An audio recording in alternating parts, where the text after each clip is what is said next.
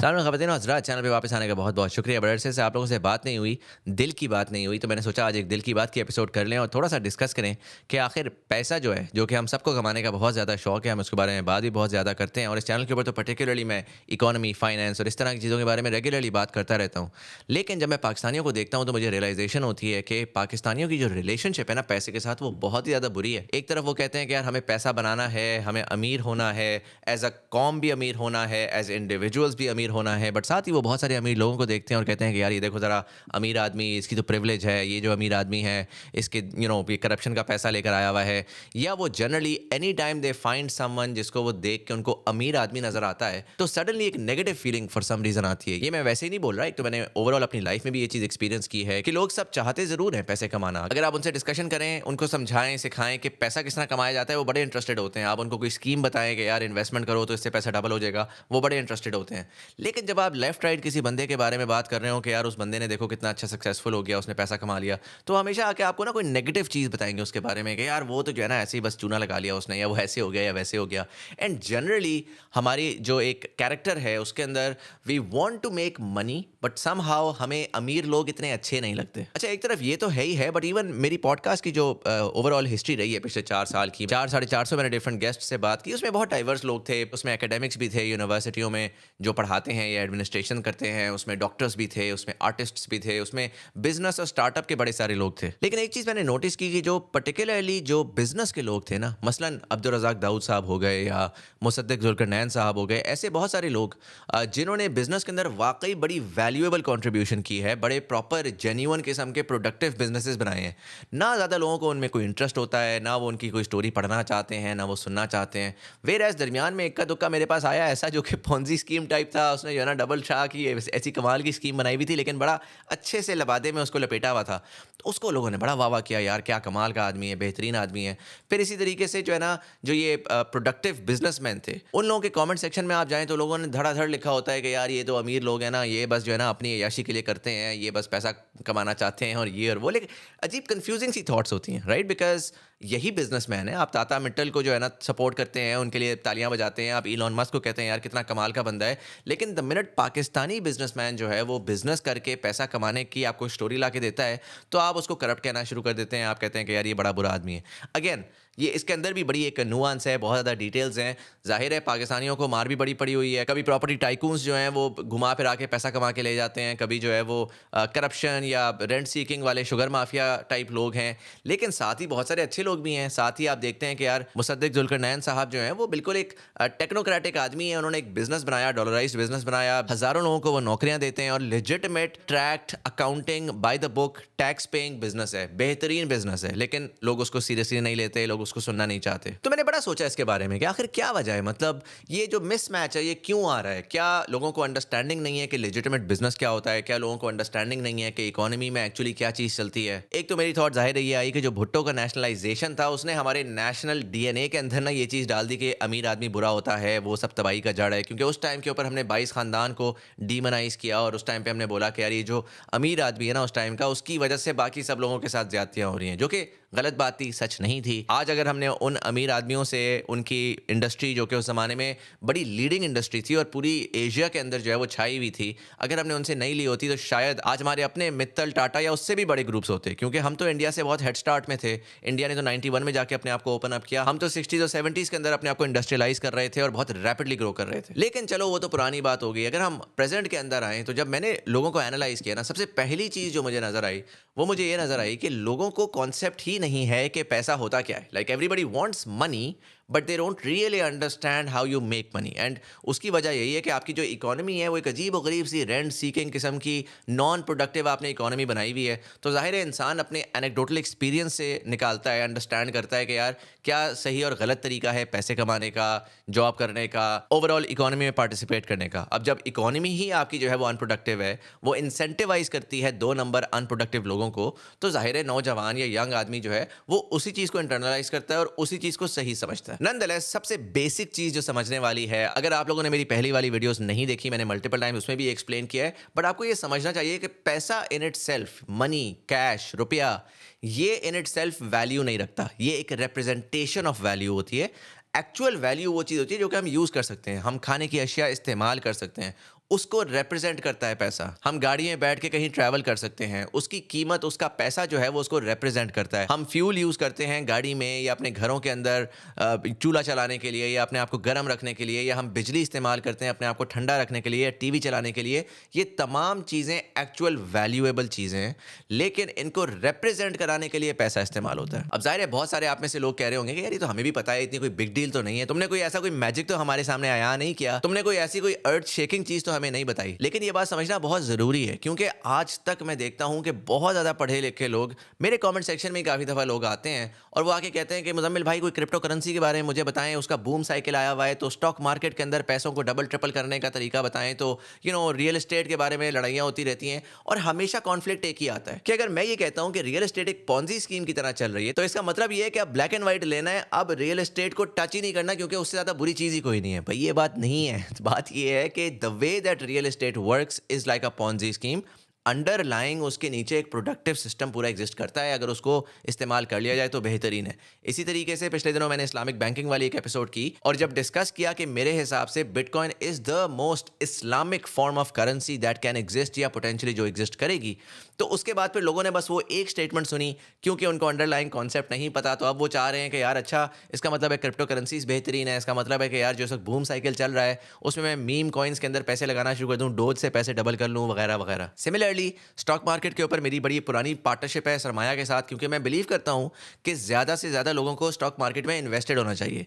लेकिन मेरी इन्वेस्टमेंट का तरीका कार क्या होगा कि यार आप अपना पैसा ऐसी कंपनीज में लगाएं जो कि अच्छा प्रोडक्टिव काम कर रही हैं और उनको इन्वेस्टमेंट्स रेस करने में मदद करें, और फिर ओवरऑल लॉन्ग टर्म में उनकी ग्रोथ के साथ आपकी ग्रोथ भी होगी। एक डेडिकेटेड इकोनॉमी ऑफ स्केल के तहत आप पूरे पाकिस्तान में फोकस तरीके से इन्वेस्टमेंट करके ओवरऑल प्रोडक्टिविटी ग्रो करा रहे हैं। लेकिन होता क्या है कि स्टॉक मार्केट वाले भी आपको ये नहीं बेचेंगे कि यार ये अच्छी कंपनियां हैं, इनमें इन्वेस्ट करो, इन्वेस्ट करके भूल जाओ, तुम्हारे पास एक्सेस कैपिटल पड़ा हुआ है उसको इन्वेस्ट करो, सुकून करो। वो आपको ये बेचेंगे कि यार इसमें पैसा डालो, 4 दिन बाद इस पैसे को उस तरह से डबल करो, फिर अगले में पैसा डाल दो, फिर इस तरह घुमा दो, उस तरह घुमा दो। ये जो मैं आपको तमाम बातें कर रहा हूँ ना, ये बेसिकली बातें again they stem from the understanding of money. हमारे यहाँ लोगों को ये कॉन्सेप्ट ही नहीं है कि यार वैल्यू क्रिएशन क्या होती है। मतलब फॉरगेट अबाउट द मनी, सबसे पहले आप किसी भी चीज़ की वैल्यू क्रिएट करते हैं। आप कोई ज़मीन के अंदर बीज बो के आप अनाज उगाते हैं, आप कोई मेहनत करते हैं, उससे कोई आउटकम जनरेट करते हैं, आप कहीं ना कहीं कोई वैल्यू जनरेट कर रहे होते हैं जिसके ऊपर आप उसको रिप्रेजेंट कर सकते हैं विद द मनी। और ये जो लैक ऑफ अंडरस्टैंडिंग है ना वैल्यू की, इसकी वजह से हमारी सारी डिबेट्स फारिग होती हैं। मसलन हमारे लोग डिबेट करते रहते हैं कि यार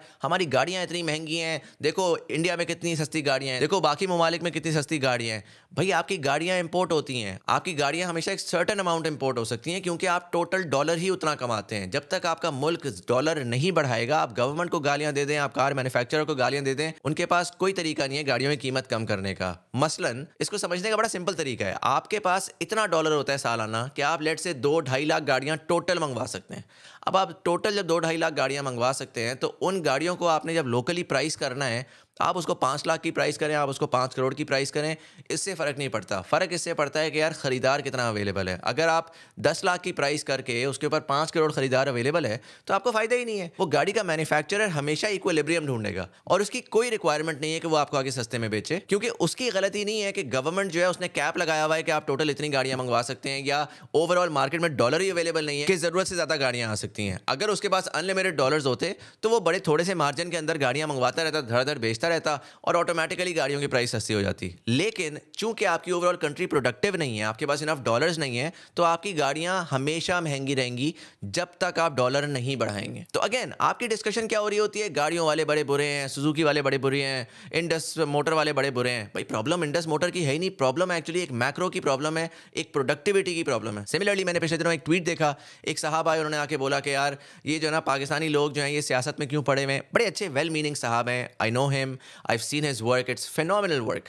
लेकिन उनका वो ट्वीट बेसिकली ये था कि जी पाकिस्तानियों को सियासत व्यासत में नहीं घुसना चाहिए, उनको सर नीचा रख के अपने काम से काम रखना चाहिए और अपनी फैमिली को बेहतर और अमीर और ग्रो कराना चाहिए। अब प्रॉब्लम उसमें ये है सर कि जो पॉलिटिकल इकोनॉमी है आपकी वो ऐसे डिज़ाइन हुई हुई है कि जिसमें एक छोटा सा पाए है और उस पाए को छोटा किया जा रहा है हर साल। अब उस छोटे से पाए के अंदर आपका जो टोटल तर्ज है ना काम करने का, वो है ही है कि मैं एक दूसरे का किसी तरह पाए खाऊं और मैं अपना शेयर इंक्रीज करूं। It is a very zero sum game, यानी कि हमेशा मैं तब गेन कर सकता हूं जब किसी और का लॉस हो। यही चीज़ स्टॉक मार्केट में होती है, यही चीज़ रियल एस्टेट में होती है, यही चीज़ क्रिप्टो करेंसी में होती है, यही चीज़ उस तमाम पॉन्जी इकोनॉमिक्स में होती है, जो कि मैं आप लोगों को बताता रहता हूँ कि यार उसके पीछे मत जाए, जो पूरा पाकिस्तान उसमें लगा हुआ है। हर बंदा कहता है कि यार मुझे काम शाम धंधा ना बताओ, मुझे ये बताओ कि मैं अपना पैसा डबल किस तरह करूं और मैं घर बैठे किसी तरीके से पैसा बना लूं। और उसमें फिर होता यही है कि 10 लोग जो हैं वो लूज करते हैं, एक बंदा पैसा कमाता है, 10 लोग शर्मिंदगी के साथ नीचा रखते हैं। एक बंदा आके अपनी कहानी दिखाता है, सोशल मीडिया पे आता है, सुबह शाम सबको दिखाता है, देखो जी महंगी गाड़ी, बड़ा घर हो जी, देखो भाई कितना बड़ा अमीर। और उसकी वजह से हमारे नौजवानों का ना एक अजीब और गरीब किस्म की मेंटालिटी बनी हुई है, where everybody wants to be rich, where everybody wants a fancy car and they want के यार भाई की गोल्ड की चेनें हो और महंगा फोन हो और भाई टशन में हो, और अंडरलाइंग उसके नीचे के भाई तू करता क्या है, तेरे अंदर वैल्यू क्या है, वो 1.5 रुपए की कोई नहीं है। मुझे याद है मैं एक इवेंट पे गया लाहौर में, बाइनेंस वालों ने करवाया हुआ था, और मैं उनके इवेंट पे गया तो वहाँ पे ना उन्होंने क्रिप्टो इन्फ्लुएंसर्स लेकर आए हुए थे। वो बड़ी बड़ी लैंड क्रूजरों के अंदर जो है ना वो इन्फ्लुएंसर्स निकल रहे हैं, 2021-22 की बात है। और उस टाइम के ऊपर वो जो है ना तमाम लड़के नजर आ रहा था उनको देख के कि यार इन लोगों के अंदर 1.5 रुपए की कोई वैल्यू नहीं है। This is such an ultimate Ponzi scheme. क्योंकि उन्होंने क्या किया, उन्होंने पैसा अपना कोई ज़मीन शमीन बेची, उन्होंने किसी क्रिप्टो करेंसी के अंदर डाल दिया, वो पैसा जो है ना वो बहुत ज़्यादा बढ़ गया, वो पैसा उन्होंने निकाला, उन्होंने बड़ी सी गाड़ी ले ली, इधर उधर खर्चा कर दिया। अब कोई बंदा उनसे पूछे कि यार उसके अंदर स्किल क्या है, आपने एक जगह के अंदर पैसा डाला, मार्केट पूरी की पूरी पंप हुई हुई थी, आपकी लक अच्छी थी, आप उसके अंदर घुस गए। अब मुझे पता है जो क्रिप्टो करेंसी वाले आएंगे वो बहुत सारे आके मुझे ये बात बोलेंगे कि यार नहीं नहीं बड़ी साइंस होती है, टेक्निकल एनालिसिस होता है, हम यूँ देखते हैं वो देखते हैं, पेपर्स पढ़ते हैं। और यार पेपर शेपर आप पढ़ते हैं, लेकिन it's just literally all you do is कि यार आप लॉटरी टिकट को हैक करने की कोशिश कर रहे हैं, because there is no underlying value. Stock market होती है ना, स्टॉक मार्केट के अंदर अगर मैं लॉन्ग टर्म में देखूं तो उसके नीचे कोई वैल्यू होती है। मैं कहता हूं कि यार अच्छा इकोनॉमी के हालात अच्छे हैं, अच्छा यार मैं इस मीट की कंपनी के अंदर इन्वेस्ट कर रहा हूं, मिडल ईस्ट के अंदर रिक्वायरमेंट बहुत ज़्यादा आई हुई है, ये लोग जो है ना बड़ा अच्छा काम कर रहे हैं, ये आगे जाके उसको एक्सपोर्ट करेंगे, ओवरऑल इनका रेवेन्यू बढ़ेगा। जब रेवेन्यू बढ़ेगा तो उसमें जाहिर है मुझे या तो डायरेक्टली डिविडेंड से फ़ायदा होगा, या ओवरऑल कंपनी का साइज़ बढ़ेगा तो स्टॉक की वैल्यू भी बढ़ जाएगी। लेकिन क्रिप्टो करेंसी जो मीम कॉइन्स हैं उनकी तो कोई वैल्यू ही नहीं है, वो तो पंप एंड डंप है। मतलब वो डोज है, वो एक मैं देख रहा था एक वो पता नहीं WIF के नाम से एक है जो कि अभी रिसेंटली बड़ा पंप हुआ हुआ है, और वो टोटल ये है कि यार वो डॉग है और उसने जो है ना एक वो पता नहीं कैप सी पहनी हुई है और उसके मीम के ऊपर जो है वो चल रहा है। वो मीम कॉइन्स हैं बेसिकली सारे के सारे। अब उसके ऊपर पैसे बन रहे हैं, बिल्कुल बन रहे हैं, इसमें कोई दूसरी राय नहीं है। और अगर आप बना रहे हैं good for you, that's great, but this is not a sustainable long term solution and it's unfortunate कि हमारे मुल्क के अंदर ज़रूरत से ज़्यादा नौजवान जो है ना वो अपने करियर्स, अपना फ्यूचर इस चीज़ के ऊपर तबाह कर रहे हैं कि यार शॉर्ट साइटेड, बस जहाँ से पैसा बन जाए। Again they not focused on value. वो ये सवाल ही नहीं कर रहे कि ठीक है ये चीज़ है, इससे आज पैसा बन रहा है, इसकी वैल्यू क्या है, ये ग्रो किस तरह कर रही है। आपके पास आपका दोस्त आता है, वो आके कहता है कि यार फाइल में तू पैसा डाल, तुझे जो है ना हर महीने 40,000 रुपया मिलेगा। ठीक है यार, बड़ी अच्छी बात है, हो सकता है मिल भी रहा हो। सवाल ये है कि कैसे मिल रहा है, कैसे एक धंधा ऐसा आ गया जिसके अंदर 2-2.5 लाख रुपया डाल के महीने का मुझे 40,000 रुपया मिल रहा है।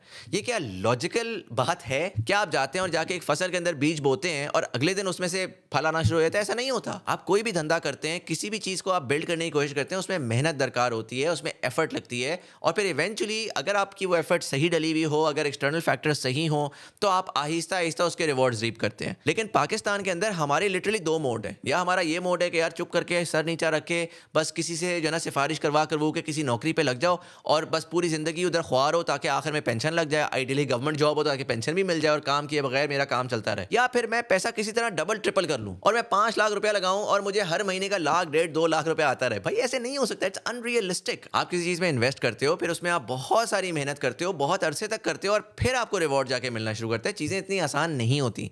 लेकिन आई डू एग्री, एक तो ओवरऑल मुआशरे ने हमें दिखाया, ऊपर से सोशल मीडिया के बाद तो बिल्कुल ही सुबह शाम लोगों को बस यही नजर आ रहा है, हर बंदा आपको गेट रिच क्विक स्कीम बेच रहा है बैठा हुआ।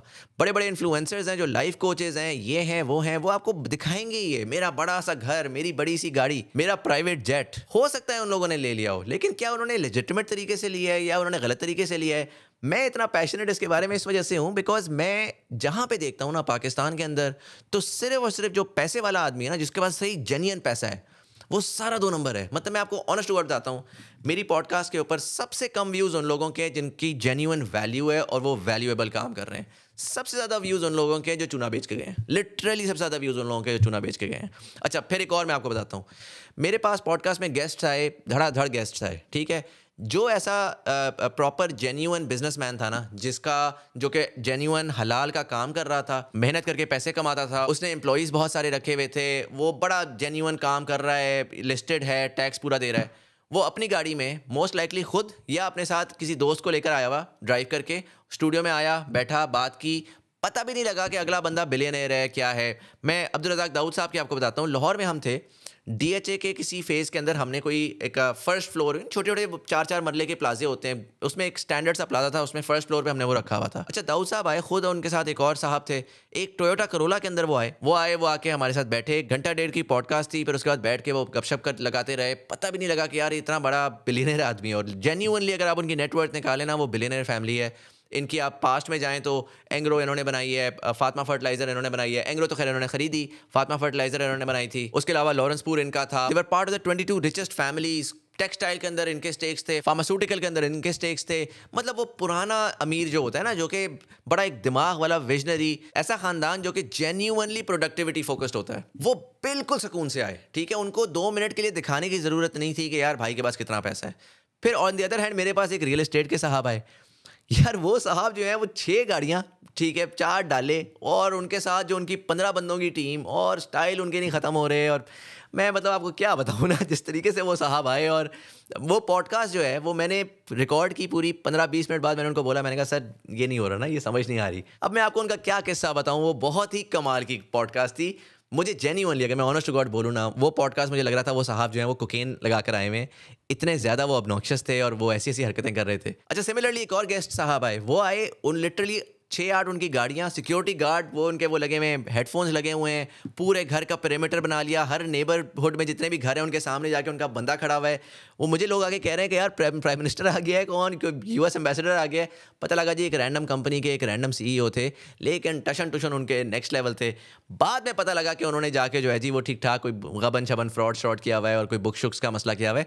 तो नॉनदलेस मेरा पॉइंट बेसिकली ये है कि मैंने जो अपने एक्सपीरियंस में देखा है ना, जो बंदा जितना बड़ा ड्रामे कर रहा होता है ना, बड़ी गाड़ी में आता है, ठीक है, जितना उसने सिक्योरिटी गार्ड वगैरह रखे हुए होते हैं, इस तरह की चीज़ें होती हैं, उतना ही वो इनसिक्योर होता है, उतना ही वो 2 नंबर होता है। जो जेन्युइन वैल्यू वाला बंदा होता है ना, उसको इनसिक्योरिटी बिल्कुल भी नहीं होती। वो बड़े कॉन्फिडेंटली आता है, वो कॉन्फिडेंटली बैठता है, उसको ना दिखावे का शौक होता है, उसको ना बड़े-बड़े स्टाइल मारने का शौक होता है। वो बस मेहनत कर रहा होता है, उसको पता होता है, उसको कॉन्फिडेंस होता है कि यार मैं मेहनत कर रहा हूँ ना, इस मेहनत का मुझे रिवॉर्ड भी मिलेगा, इस मेहनत का मुझे फल भी मिलेगा। अनफॉर्चुनेटली जितने भी ये रैंडम मैं आपको बता रहा हूँ ना, ये बड़े-बड़े जो ये चूना पार्टी टाइप्स आए, इनको हमेशा व्यूज़ ज़्यादा मिलते हैं, इनको हमेशा कौम आके ज़्यादा सेलिब्रेट करती है, तालियां बजाती है, यार ये देखो कितना विजनरी आदमी है। क्योंकि लोग चाहते हैं कि यार हमें ईजी वे बताया जाए। लोग जितना भी बोल दें ना कि यार नहीं नहीं, ये अमीर आदमी हमें बेवकूफ़ बनाता है, मैं आपको जेन्युइन बता रहा हूँ, मेरे एक्सपीरियंस में जितना भी जेन्युइन अमीर आदमी है ना, जिसने मेहनत करके अपने आप को कुछ बनाया है, वो आता है और आके कौम को सीधे तरीके से सीधी बात बताने की कोशिश करता है। कौम कहती है कि यार तुम तो प्रिविलेज्ड आदमी हो, तुम तो गलत हमें बता रहे हो, तुम बेवकूफ़ बना रहे हो, और आखिर में कोई एक रैंडो सा आता है जिसने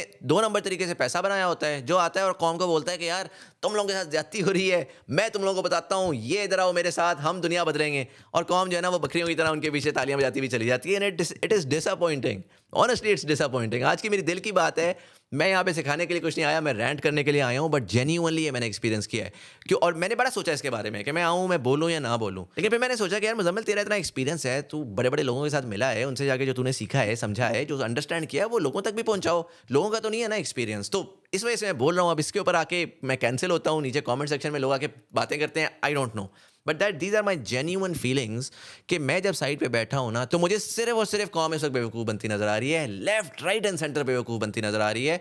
और मतलब मैं कौम को नहीं ब्लेम कर रहा, मैं इसको समझाना चाहता हूँ। मैंने स्टार्ट में इसलिए आके आपको बता दिया कि यार ये एक बेसिक अंडरस्टैंडिंग है, इसको प्लीज़ समझ लें, क्योंकि कौम को जो बताया जाएगा वो उसी को समझेंगे, वो उसी के ऊपर आगे जाएंगे। लेकिन आपको लोग बेवकूफ़ बना रहे हैं, लेफ्ट राइट एंड सेंटर बेवकूफ़ बना रहे हैं। वो आते हैं और आपको ईजी स्कीम्स बेचते हैं, वो आते हैं और आपको लड़ाते हैं। सबसे पहली बात और सबसे बड़ी बात, आपको जितना भी पढ़ा लिखा, जितना भी जेन्युइनली वैल्यूएबल आदमी जो है ना, वो आपको हमेशा हम्बल मिलेगा। वो आपको हमेशा ऐसा मिलेगा जो कि ना दरमियान के रास्ते वाला होगा, क्योंकि उसको पता है कि दुनिया ब्लैक एंड वाइट नहीं होती। दुनिया में मुश्किलात भी होती हैं, लेकिन दुनिया में अच्छाइयाँ भी होती हैं, और आपने उसके दरमियान अपना कुछ सिस्टम फिगर आउट करना होता है।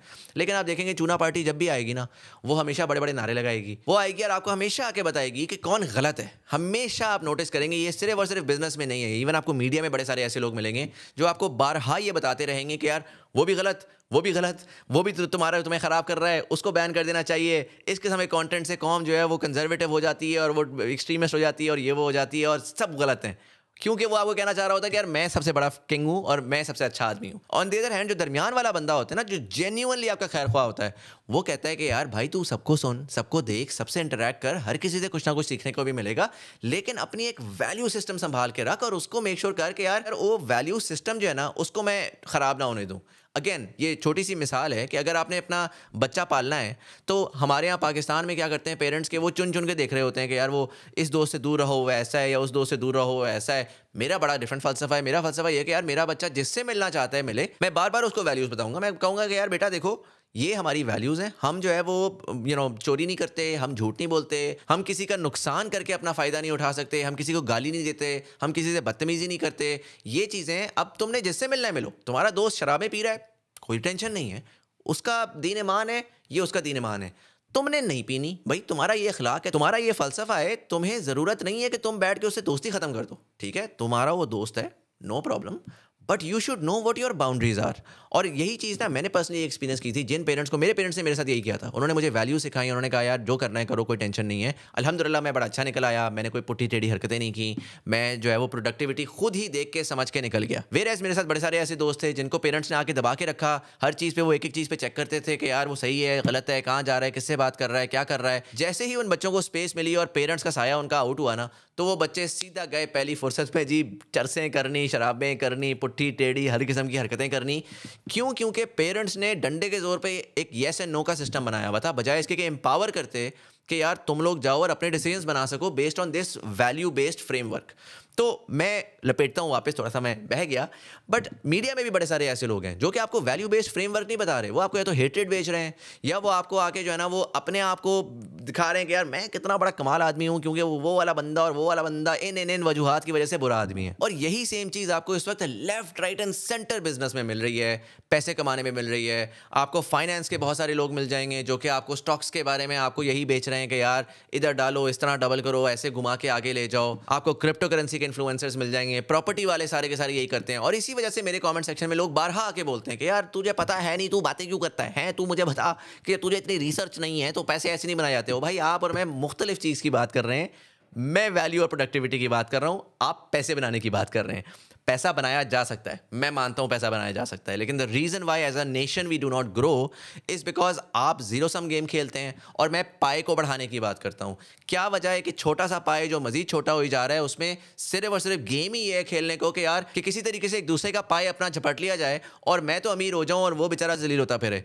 पाकिस्तान एज अ मुल्क इसी वजह से ग्रो नहीं कर रहा क्योंकि हम उस पाई को इंक्रीज करने की बात नहीं कर रहे। हम सिर्फ और सिर्फ ये स्कीमें ढूंढते रहते हैं कि यार किसी तरीके से ना पैसा मैं घुमा करके दूसरे से लपेट लूं। इसकी एक और मैं आपको मिसाल देता हूं कि अगर पाकिस्तानी कौम को देखा जाए ना, तो सबसे ज़्यादा जो हेट्रेड मिलती है ऑनलाइन वो मिलती है कि अगर कोई बेचारा गलती से भी कोई क्रिएटर हो जाए, कोई बंदा हो जाए, वो आके ना अगर कोर्स लॉन्च कर देना, अगर वो आए और आके कहे कि यार मैं इतने अरसे से मैं फ्री में कंटेंट बना रहा हूँ, मैं इतने अरसे से फ्री की चीज़ें कर रहा हूँ, मेरे अंदर एक स्किल है, मैं चाहता हूं कि मैं वो स्किल आप तक ट्रांसफर कर दूं, तो उसके लिए मैं इतने चार्ज करना चाहता हूं और मैं आपको सिखा दूंगा। अच्छा, वो डिमांड नहीं कर रहा, वो ये नहीं कह रहा कि यार डंडे से मारूंगा अगर तुमने आके खरीदा नहीं।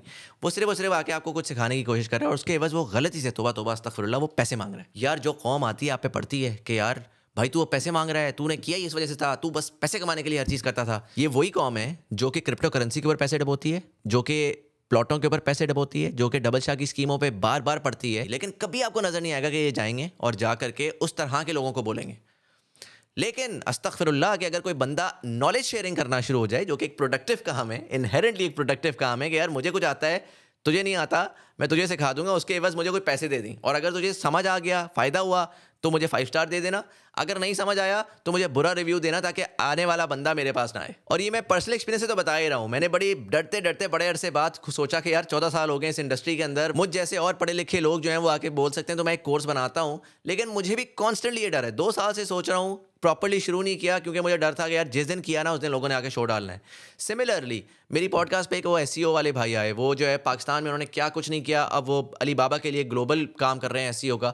मैंने उनसे बोला, मैंने कहा यार चलता फिरता एसईओ सिखा रहा है, फालतू का सिखा रहा है, आप कोर्स बना लो। उसने कहा यार मैं पढ़ा लिखा आदमी हूँ, अच्छा काम कर रहा हूँ, लोगों में इज्जत है, जिस दिन कोर्स बना के डालूंगा ना लोगों ने आके जो है वो शो डालना शुरू कर देना है। सिमिलरली इस तरह के 3-4 मुझे लोग मिल चुके हैं जो कि जेन्युइन टैलेंट है, जेन्युइन टैलेंट, और वो सारे ये कहते हैं कि यार हमारे पास मार्केट में टैलेंट अवेलेबल नहीं है, जॉबें हैं, बंदा नहीं हायर कर सकते। मैंने कहा जी कोर्स बना दो, कोर्स बनाओ, बंदों को सिखाओ, जैसे ही वो सीख गए उनको हायर कर लेना।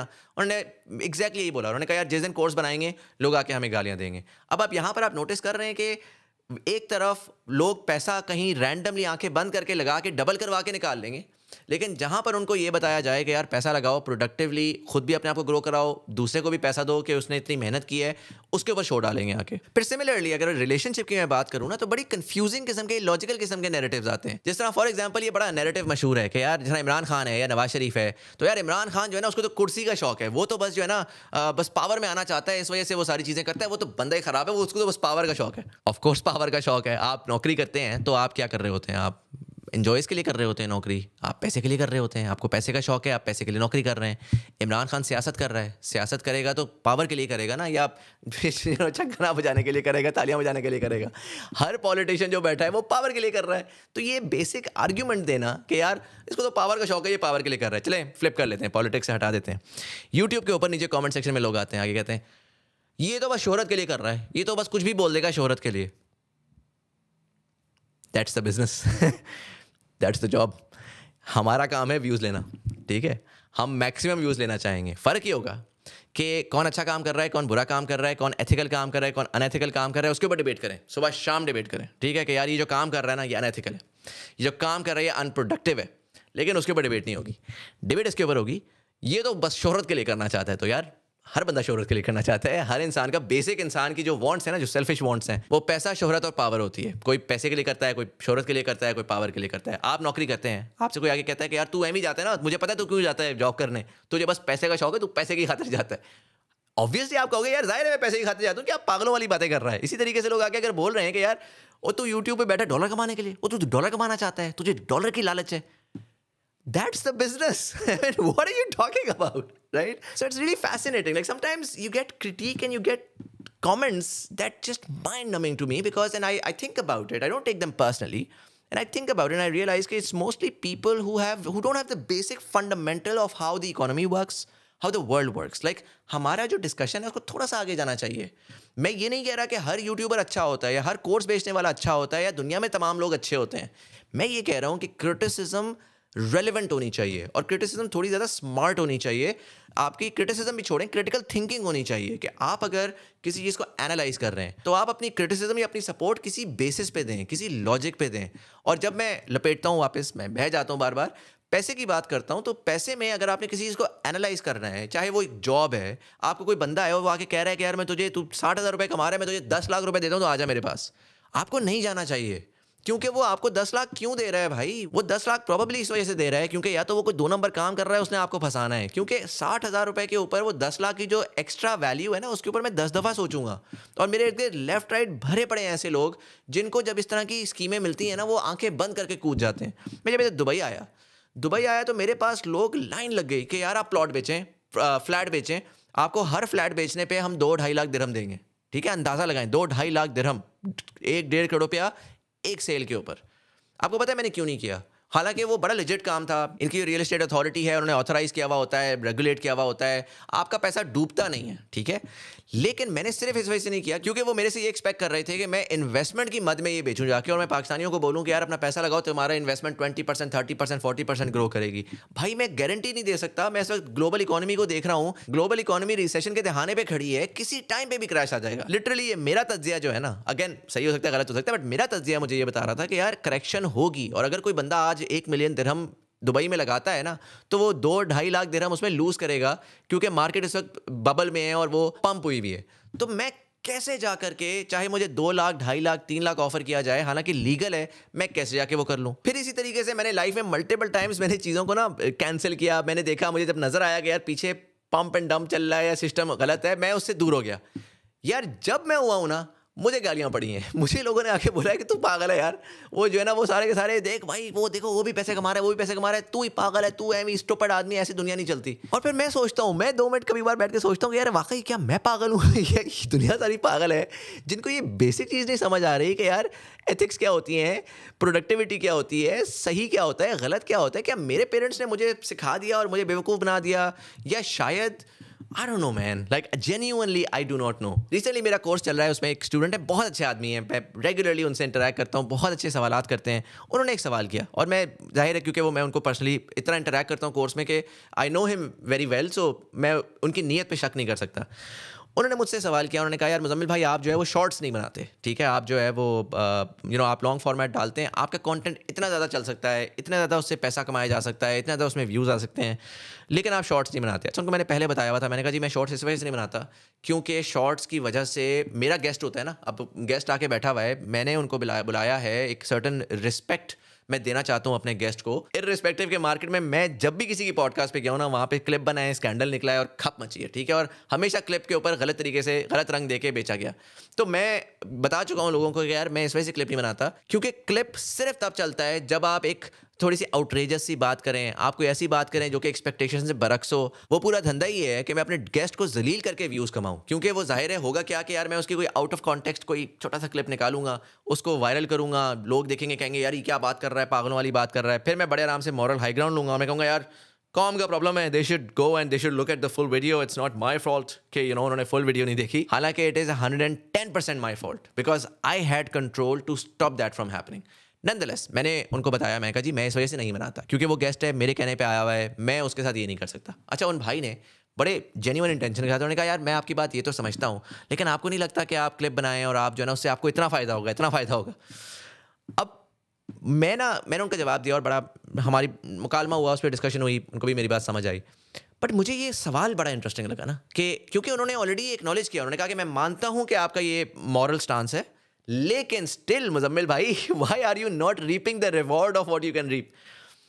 And I find that interesting. We live in a time where it is somehow stupid to not make money for a moral reason. Like somehow I'm not smart enough, या मैं मेरे अंदर वो शार्क मेंटेलिटी नहीं है, या वो hustle वाली एबिलिटी नहीं है कि मैं किसी का नुकसान करके अपना फ़ायदा नहीं निकाल सकता, राइट? मुझे, मैं मजाक के अलावा बता रहा हूँ, मुझे कंसिस्टेंटली पिछले 10 साल हमेशा ना मैंने बड़ा एक ऐसा सिस्टम निकाला जिस पे मुझे पता था कि यार ये एक सेफ स्पेस है, ये तमीज़दार अच्छा पढ़ी लिखी स्पेस है, इसके अंदर मैं खेलूंगा और मैं इससे ऊपर नीचे नहीं जाऊंगा। मुझे मार्केट से सिर्फ एक ही आवाज़ आई कि यार या तो टैलेंट नहीं था, या स्मार्ट इतना नहीं था, या बस इनकन्सिस्टेंट है, दिमागी तौर पे फालतू है। मार्केट में देखो उस बंदे ने कितने व्यूज़ कमा लिए, उस बंदे ने कितना बड़ा ब्रांड बना लिया, और ये सो ऐसे बेवकूफ़ रह गया, कम व्यूज़ वाला रह गया, या ज़्यादा सक्सेसफुल नहीं हुआ क्योंकि ये खुद स्टूपिड है। And then sometimes you do think about it, you think यार maybe I am stupid, maybe it's my fault that even though alhamdulillah by the way while I'm ranting and saying all of these things, मेरे हिसाब से मैं सही चल रहा हूँ। मेरे हिसाब से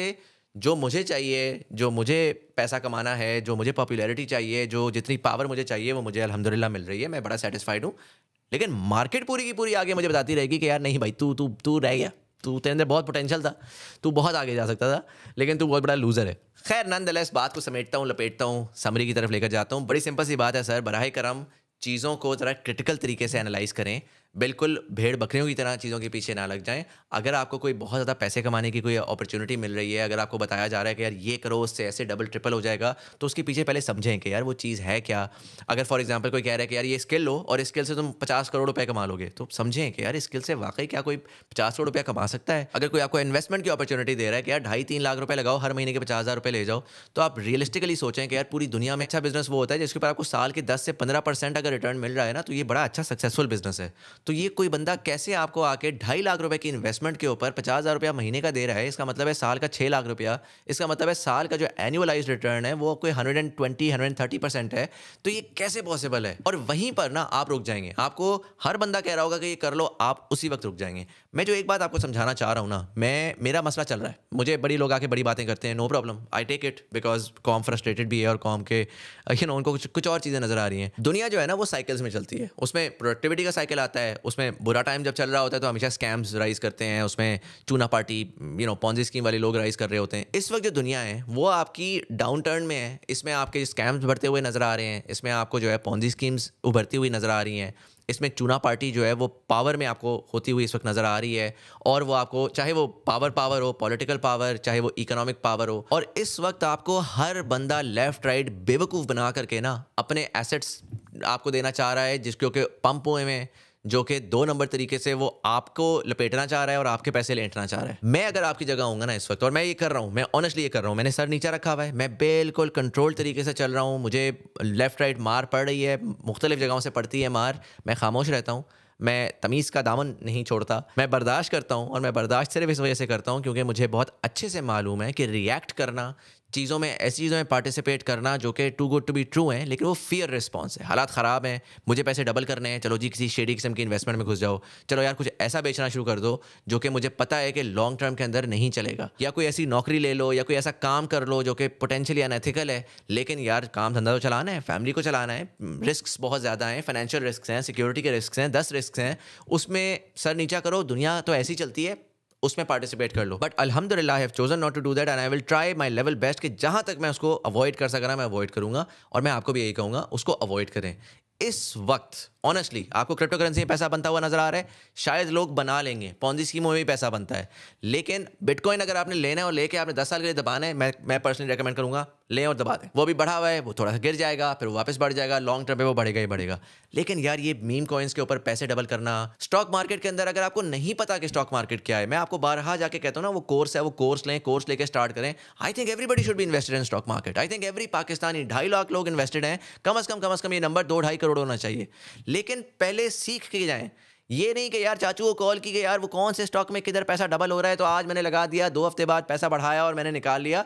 समझें कि यार मार्केट किस तरह काम करती है, अच्छी कंपनी क्या होती है, बुरी कंपनी क्या होती है। आपको fundamentals of economics and finance ही नहीं पता, आप कैसे स्टॉक मार्केट में इन्वेस्ट करने चले। ऑब्वियसली जब आप मार्केट सेंटिमेंट पे जाएंगे तो आप जलील होकर बाहर निकलेंगे और अमीर आदमी आपको बेचेगा और बेच के वो रग पुल करेगा और रग पुल करके आपके पास वो स्टॉक जो है ना वो लो वैल्यू का रह जाएगा और आप कहेंगे पूरी जिंदगी के यार मरवा दिया। Similarly for the love of God long term approach अपनाएं। मुझे बहुत क्रिटिसिज्म आया है पूरी जिंदगी कि यार तू प्रिविलेज्ड है, तू प्रिविलेज्ड है, तू प्रिविलेज्ड है। वो भाई मेरे साथ के लोग जो थे ना, मेरे अपने स्कूल के जो दोस्त यार थे, वो मैंने देखा कहाँ से शुरू होकर कितने बड़े डाउनफॉल्स में गए। और फिर मैंने ये भी देखा है कि मेरे साथ की यूनिवर्सिटी के, मैं कोई लम्स या कोई बार फुल ब्राइट से नहीं पढ़कर आया, मैं पाकिस्तान में फास्ट से पढ़ा हूँ, जहाँ पे मेरे बहुत सारे ऐसे लड़के थे जिनके वालिद साहब रिक्शा ड्राइवर थे या बेसिक, बहुत बेसिक सा लोअर मिडिल इनकम वाला काम करते थे।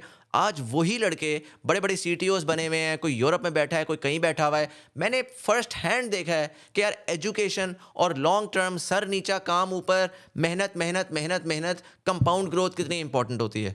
लेकिन मिजाल है कि इस तरह की बात आप मार्केट में करें और कोई आपकी बात सुने, वो पहली फुर्सत में आते हैं और आके कहते हैं वो तुझे पता है कुछ नहीं और तू बातें कर रहा है, ठीक है, क्योंकि हवाला उसका देंगे जिसने टके कुछ नहीं पटा आज तक, और वो आगे ना बस आपको घुमाई जा रहा है, आपको वो स्कीमें बताई जा रहा है, आप उन स्कीमों के ऊपर अपना भी दिमाग खराब कर रहे हैं, मार्केट का भी दिमाग खराब कर रहे हैं, अपने भी पैसे डबो रहे हैं, मार्केट को भी कन्विंस कर रहे हैं कि यार वो भी आके आपके पास पैसे डबोए। वेरी ऑनेस्टली अगर किसी इंसान ने मेहनत की है, एजुकेशन हासिल की है, कुछ प्रोडक्टिव किया है और उसकी ग्रोथ की बेसिस के ऊपर वो करोड़ों रुपए उसने कमाए हैं ना, वो उस करोड़ों रुपए को कमा के प्रॉपर टैक्स दे के वो आज उसको डॉलर में कन्वर्ट करता है, पाकिस्तान से बाहर जाता है, कोई मसला नहीं है।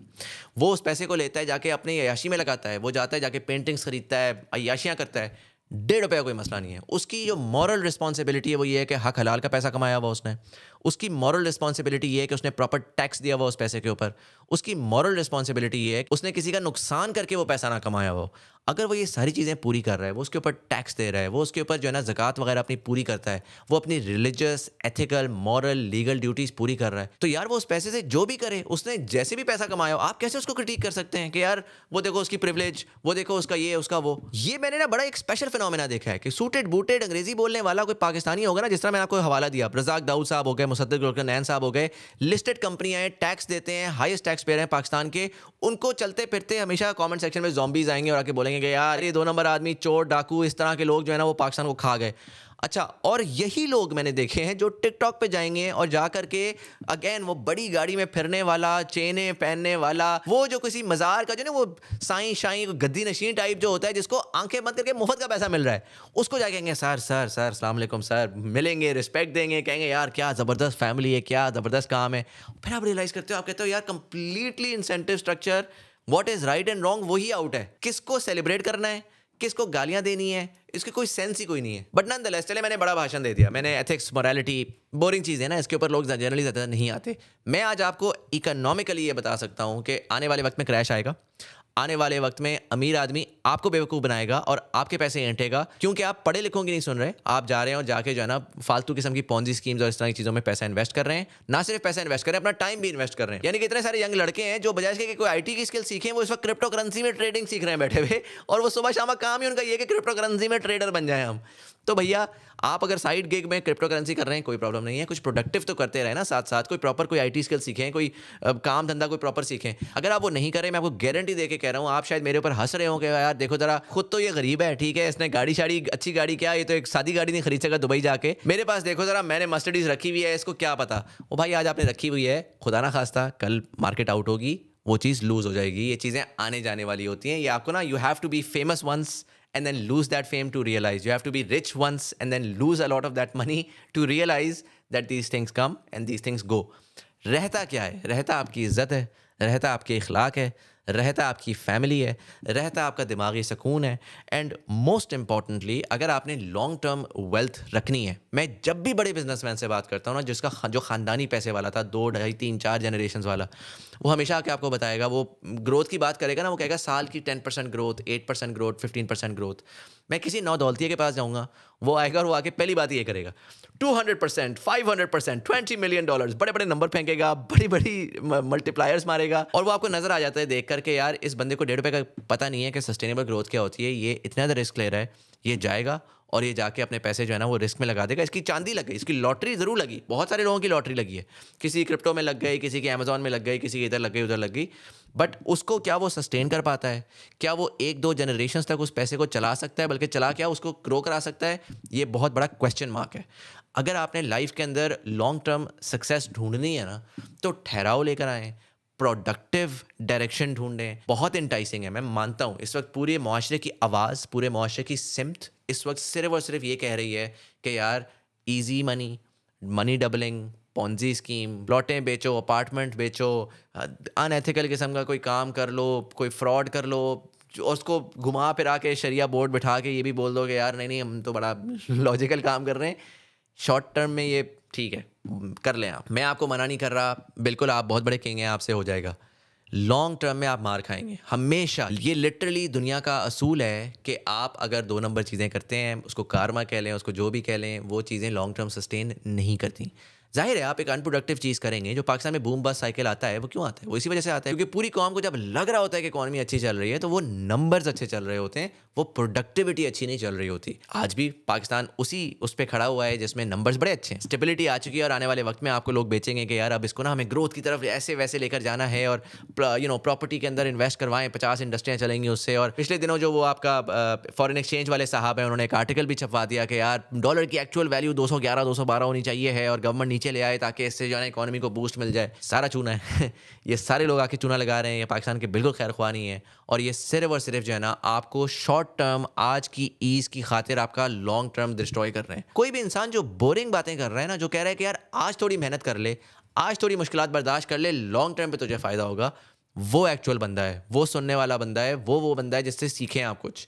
वो जो बंदा कह रहा है कि यार सबसे आसान 3 महीने में तुझे मैं अमीर कर दूंगा, 2 हफ्ते के अंदर मैं ऐसा कोर्स कराऊंगा, 4 साल की डिग्री से बेहतर होगा, नहीं होगा। मैं भी कोर्स करा रहा हूँ ना, मैं कभी भी ये बात नहीं क्लेम कर सकता।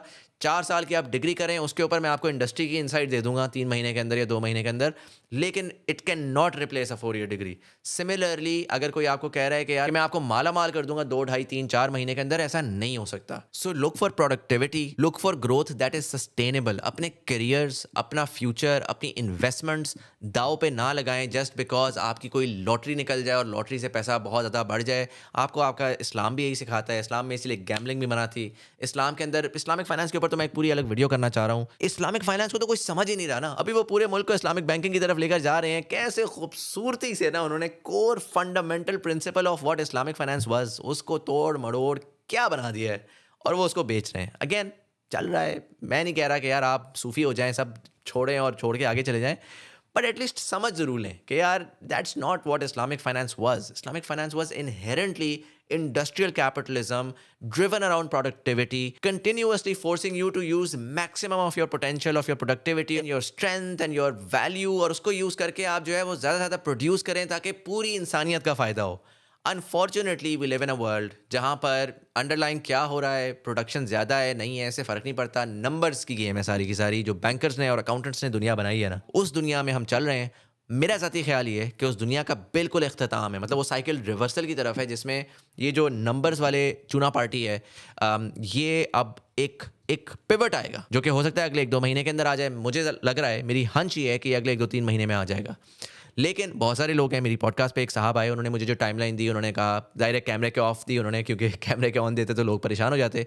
उन्होंने कहा जी 2027 में एक रिवर्सल आने वाला है जिसके अंदर इतना मेजर क्रैश होगा कि 1929 जो है ना, जो ग्रेट डिप्रेशन कहलाती है, कि वो that will look like a joke. तो ये 2-2.5 साल पहले आए, 2 साल पहले आए थे, आजकल बड़े फेमस भी हैं, वो एक शो में भी आते हैं। तो वो साहब की जो प्रेडिक्शंस थी 2 साल पहले, वो डॉट बाय डॉट पूरी हुई हैं जैसे कि उन्होंने कहा था। तो मेरा ज़ाती ख्याल ये है कि ये जो टाइम है ना ऑफ जो मेरे जैसे प्रोडक्टिविटी फोकस्ड लोग हैं, अगर वो सुन रहे हैं तो वो रेजोनेट कर रहे होंगे, क्योंकि इस वक्त दुनिया की आवाज़ ये है कि सिर्फ चूना है। अगर आप चूना लगा सकते हो तो आप बड़े आदमी भी बन जाओगे, आप ग्रो भी करोगे, आप पैसे भी कमाओगे। अगर आप चूना नहीं लगा सकते तो ओहो too bad, you are an idiot. मेरा ज़ाती ख्याल ये कि ये रिवर्स होगा, और जब ये रिवर्सल होगा तो वापस दुनिया प्रोडक्टिविटी, एफिशिएंसी और एक्चुअल रियल वैल्यू को चेस करेगी। और अगर आप जो है वो बिल्कुल थक हार गए हैं और आप कह रहे हैं कि यार छोड़ दो यार, खैर है, मैं भी आई पार्टिसिपेट इन चूना party, don't do it, you just at the edge, you held out so long, just hold on for a little more time. Long term में हमेशा तमीज़दार, पढ़े लिखे, एजुकेटेड, वैल्यूएबल इंसान का फ़ायदा होता है। शॉर्ट टर्म पे इवन दो आपको नज़र आ रहा है कि आपके इर्द गिर्द हर 2 नंबर आदमी आगे निकल गया है, बट आप अपना सर नीचा रखें और आप लॉन्ग टर्म पे फोकस करें और आप कंपाउंडिंग ग्रोथ पे फोकस करें। इंशाल्लाह मैं आपको गारंटी देके कह रहा हूँ कि इंशाल्लाहुल अज़ीज़ आपको फ़ायदा होगा। बट नॉनदलेस यहाँ पे मैं ख़त्म करता हूँ। बड़ा कैथारसिस था, बड़ा मज़ा आया मुझे आज बात करके, बिल्कुल भी प्लान नहीं था। आई डोंट नो इसमें से कितनी चीज़ों के ऊपर मैं कैंसिल हूँगा, but I am trying to experiment. क्योंकि दरमियान में पिछले 1-2-3 हफ्ते के अंदर जो वीडियोस थी ना, मैंने बहुत स्ट्रक्चर देना शुरू कर दिया था, क्योंकि जब मैं बातें कर रहा हूँ तो लोग आके मुझे बुरा भला कह रहे हैं। क्यों? क्योंकि मैंने जो सारी बातें बताई हैं इस वीडियो के अंदर, amongst many other things. But I thought कि यार let's be real for a minute here and see के उस पर कितनी मार पड़ती है। अगर बहुत ज़्यादा मार पड़ेगी तो ठीक है, हम स्क्रिप्टेड हो जाएंगे, अपोलोजाइज करके वापस पीछे होकर बैठ जाएंगे जब तक रिवर्स नहीं आता। लेकिन अगर समझ आ गई लोगों को तो maybe I can be a little bit more of myself. Nonetheless यहाँ पर मैं इस वीडियो को ख़त्म करता हूँ। सॉरी वीडियो लंबी है, लेकिन ये कि दिल की बातें तो लंबी होती हैं, वो फिर आप समराइज़ करके तो नहीं दे सकते। But anyways, thank you so much for watching everyone, and I hope कि आपको कुछ समझ आई हो। आई होप कि आप कुछ कनेक्ट कर सके हो मेरी फीलिंग के साथ। अगर नहीं भी समझ आई तो कमेंट सेक्शन में मुझे आके बता दें, मुझे कैंसिल ना करिएगा। कमेंट सेक्शन में आके बताएं कि किस बात से आप एग्री या डिसएग्री करते हैं, रैशनल दें। ये ना बोलें कि अबे वो पागल आदमी क्या तू बातें कर रहा है। मेरी बात को उठाएं, मैंने मुजम्मिल ने एक्स बात बोली है, उस बात को आके डिबंक करें। Hi Muzammil, you said this this this, I do not agree with what you said for these following reasons, point 1, point 2, point 3, point 4, point 5, ताकि उन पॉइंट्स को पढ़ के मुझे भी फायदा हो, चाहे उन पॉइंट्स को पढ़ के दूसरे कमेंटर्स का भी फायदा हो। आप आगे बोलेंगे कि यार तू पागल है, तू है ही पागल और कह के आगे निकल जाएंगे, किसका फायदा है? ना आपका फायदा है ना मेरा फायदा है। मैं अगर ईगो की जंग में आऊँगा तो मैं भी आपको आके 4 गालियाँ दे दूंगा। आप जो है बस चाह रहे हैं कि यार मैं बस अपना गंद किसी तरह इसके मुंह में मारूं और मैं गुड फील करूं और मैं आगे निकल जाऊं। You will not feel good, because this is not something that actually will give you pleasure, because dumping your traumas will not make life better. What will actually make life better is to connect with people, to exchange ideas, to realize that ideas are just ideas. They may be right and wrong. दुनिया जो है वो black and white नहीं है, वो बहुत सारे grey areas हैं। और अगर कोई इंसान कोई बात कर रहा है ना, तो इसका मतलब ये नहीं है कि जो आपकी अंडरस्टैंडिंग है कि यार ये जो है ना, अगर ये बात कर रहा है ना तो ये प्रॉब्ली ऐसा ऐसा ऐसा होगा और इसी वजह से ऐसी बातें कर रहा है। तो वो जो सारा एक्स्ट्रा है ना, वो आप प्रोजेक्ट कर रहे हैं मेरे ऊपर based on your own traumas, not because मैं एक्चुअली शायद ऐसा हूँ या नहीं हूँ। तो आएँ आके डिटेल बताएं कि आपके क्या थॉट्स हैं, क्या ख्यालात हैं, क्यों आप डिसएग्री करते हैं। There is a very high chance कि मैं आपकी बात से एग्री कर लूँगा और मैं कहूँगा कि यार रैशनल अच्छा है, अब मैं आइंदा से इस थॉट से एडहेयर करूँगा। नॉनदलेस यहाँ पर मैं वीडियो ख़त्म करता हूँ।